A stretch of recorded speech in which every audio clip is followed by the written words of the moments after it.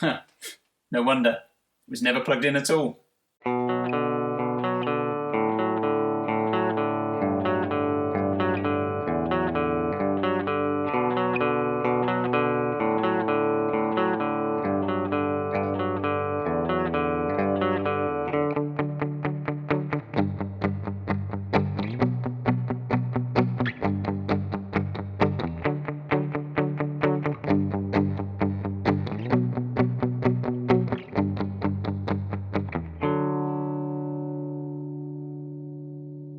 Hey everyone, it's Paul from Crowborough Guitar Tuition. Welcome back to another video lesson. This week I am looking at the track Adam's Song from Blink-182 off of the Enema of the State album. And for me, this is one of the standout tracks on the album. I really love it. On an album that is full of kind of generally quite puerile humour and stuff like that, fun though it is to listen to. This one just seems to be a slightly deeper song with a lot more going on lyrically. And it's just got a feel, you know, it's just got a bit more depth than some of the other stuff. So I really love it. Let's have a look at how we play it. Now the track itself is, if you were to play against the track, you'll find that the guitars are in D standard tuning. So if you take your normal E tuning, E, A, D, G, B, E, and you tune everything down one step, so you kind of go D, G, C, etc., you'll be in tune. Now, I'm not going to do that because I'm generally someone who can't be faffed with tuning differently all the time. So I'm going to do the lesson in standard tuning. So what you play on the neck will be exactly the same, but of course, if you put it against the track, it'll be slightly out. Okay. Also, I've been wrestling with how on earth do I tell people where to put their fingers in a way that's quick. You know, I feel like saying 13th fret on the whatever string, such a faff. So I figured the easiest way to start doing it is going to be to say things like, well, A2, so A string, 2nd fret, A5, A string, 2nd fret, D2, D string, 2nd fret. So it might sound a bit like a game of battleships, but I figured this just speeds up the process of me saying where your fingers are going and what you're doing. Okay, so let's delve into this song. So the way we're going to play this is we're going to start off on A2. See what I've done there? A2. You sunk my battleship. So A2, and we use our first finger on A2, and then on D4 we're going to put our 3rd finger, and we're going. So we're going to an open D there. So we're going A2, D4, open D. Try and keep that first finger down to allow that note to ring out. I'm aware you can't see that well because my middle finger's in the way. That's just something I can't do a lot about, I'm afraid. Try and poke it down there, perhaps. I can't play it like that. So then we're going to go to an open A, and we're still going to keep that 3rd finger ready to go onto D4 and do the similar pattern. So open A, D4, open D. So we've got.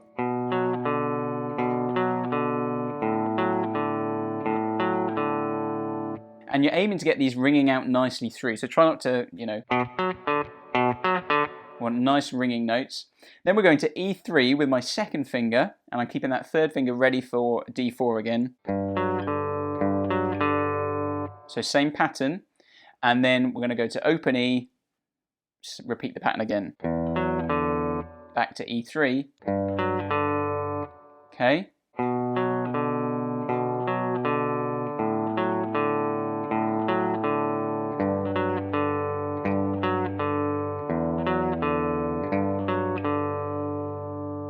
So I would just take that slowly and make sure you're getting those notes ringing out because it's a lovely little piece. In terms of how to pick that, I'm doing just down, up, down. I'm alternate picking. But work out what's comfortable for you and go with that. In terms of the verse, we're going to palm mute.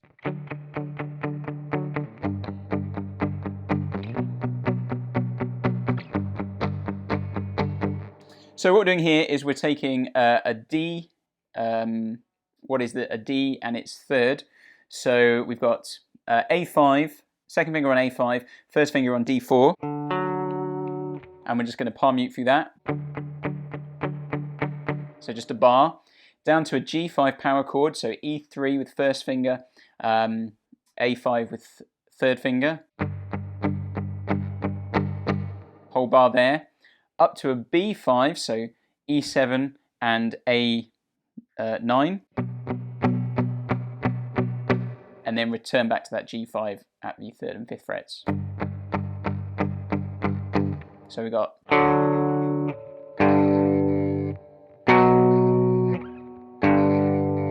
and that just repeats round and round as you go through the verse, and make sure you're muting that nicely there. Then there's just a little kind of return to the initial riff, although it's played slightly differently. So we're going to put our first finger on A5 and our third finger on D7, and then we're going to play also the open G above that. So you've got, okay, so A5, D7, open G. Keep that shape and shift everything 2 frets up. So you've got A7, D9. Still an open G at the top. Sorry, I should have said you're not shifting that.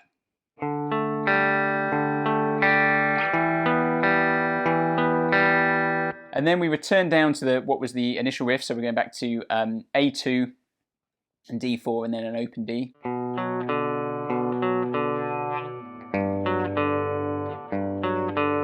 Okay, so down to the E3 there again.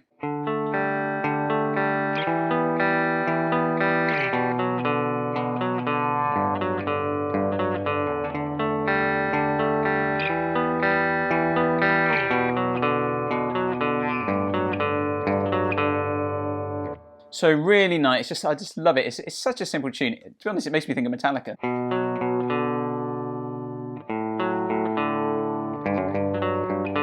I didn't think you'd ever find much of a link between Metallica and Blink-182, but there it is.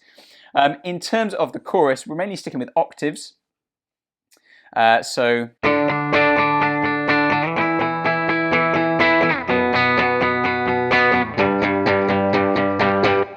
the first 2 times round, we're going to play that progression. So we've got an octave shape. So we've got A5 and G7. And what you should find is, keep your thumb on the back of the neck. So it's going to be difficult to see here, but your thumb, I always say, should be pointing up towards the headstock, and your thumb should be just behind where your first finger is. So not all the way back here, but back just behind it. And your wrist is kind of down. So some people, they put their wrist up like this. That's not helpful. Want to be the wrist down like that. And what you should find is that your first finger, actually, if we don't play any other notes, your first finger should mute all of the strings apart from the one it's fretting. So my first finger is actually touching this top string. Then I've got the fretted note. And then the next 4, the underside of my finger should just be touching the strings.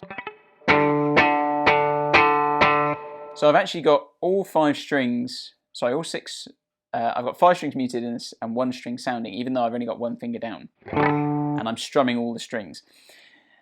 When you're using your third finger at the 7th G7,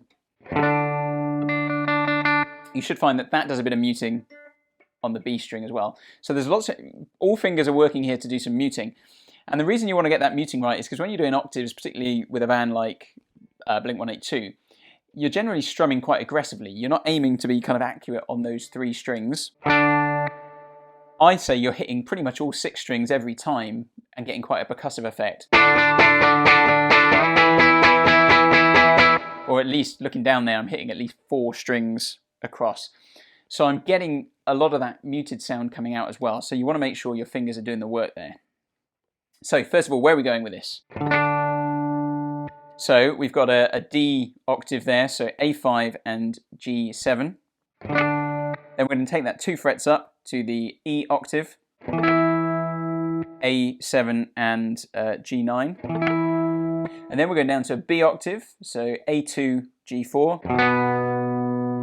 And then a G octave, E3, D5. Keep using that same pattern of first and third fingers.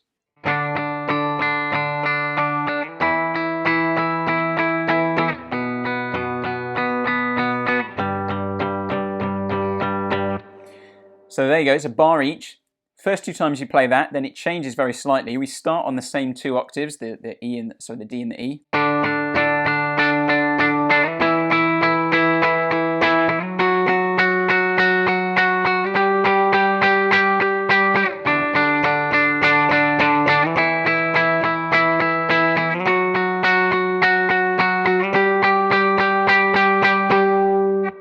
So we're going D, E, and then we're going up to the F sharp octave, so A9, G11, and then we're going up 1 fret again from there to the G octave, A10 and G12.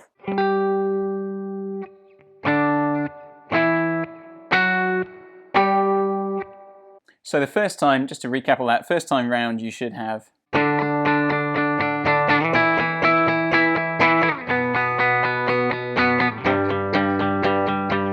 and then that's first and second time round, third and fourth times.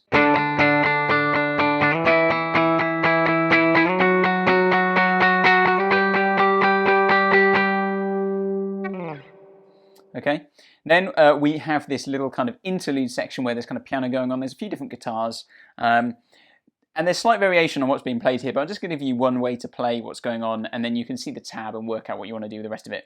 So we're going to go for second finger on A5, fourth finger at D4, and then we've got the open G above it, like that. And we're just going to play this pattern.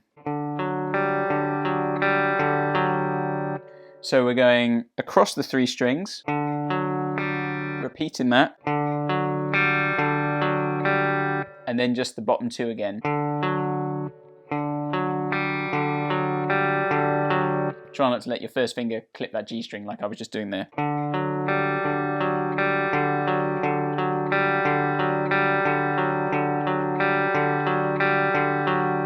And there are variations on that. If you look on the tab, it changes sometimes, and you sometimes take that that first finger off fret number 4 and play an open and things.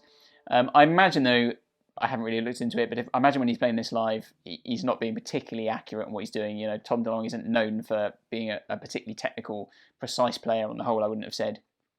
So get the feel of it, basically. As long as you get the feel, it will be great. And then the only other slight variation you have on that section is a bit that goes like this.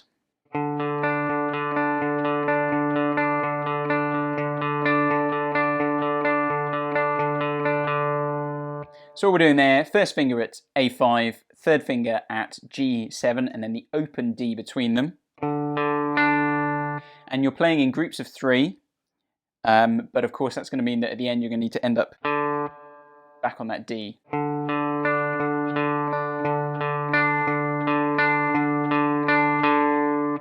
So there, just alternate pick, but you should finish on an up pick, an upstroke on that D.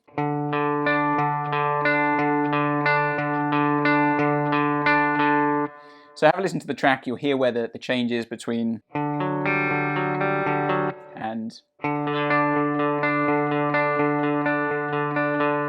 then basically you're just back into the chorus and things like that. So that's the whole song really. It's really simple, but it's a great song. I really like the lyrics. Lyrically, I think it's great. The content's lovely. And it's just got a really nice feel, that riff in particular. I just think it's simple but effective. So go away, enjoy playing it, check out the tab down below, let me know other songs you want to do, and I'll see you next time. Thanks very much. Bye.